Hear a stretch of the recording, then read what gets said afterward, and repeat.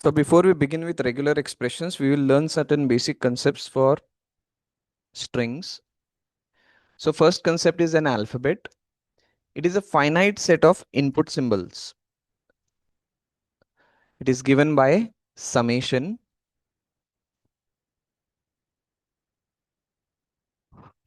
It is a finite set of input symbols. So in the problems, we will get as summation is equal to 0, comma 1. So that indicates that using 0 and 1, all the strings will be formed inside for that particular problem. So 0 and 1 are the symbols that are present in this alphabet. So using these symbols, we will be forming the strings. Next is string or sentence or a word. So it is a finite sequence of symbols over the given alphabet. So here alphabet is given as 0, comma 1. So using 0 and 1, which all strings can be formed in a finite sequence form. So example could be we can have single 0, we can have single 1, we can have 0 1, we can have 0 1 0. So all these are nothing but strings using the symbols 0 and 1. So it is a finite sequence of symbols over the given alphabet. Next is the string length. Number of symbols present in a given string is called as the string length. So here if you see the example, first example 0 is there, so string length is 1. 1 is there, string length is 1. 0 1 is there, string length is 2. 0 1 0 is there, string length is 3. Another important thing that we need to remember is string of length 0 will be denoted by epsilon. So this is very important. This we require in the regular expressions. So string of length 0 is denoted by epsilon. Next is language. Language consists of set of strings defined over the given alphabet. So it will consist of all the strings that can be defined over the given alphabet. Like in this case, 0 and 1 are the symbols in alphabet. Using 0 and 1, any number of strings that can be made, there may be certain conditions that can be put. So here in this case, we can have 0, 1. In this case, there is no condition, just input is given 0 and 1. So we can have 0, 1, 0, 1, 0, 1, 0, 0. All these are forming the language.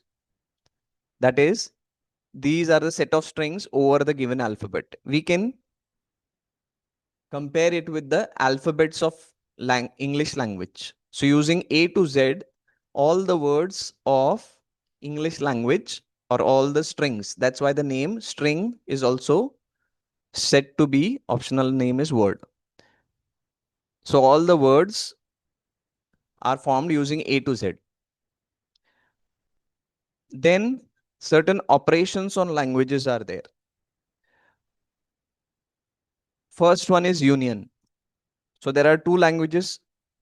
Suppose L1 is there and L2 is there. So union of L1 and L2 will be x comma y such that x belongs to L1 and y belongs to L2.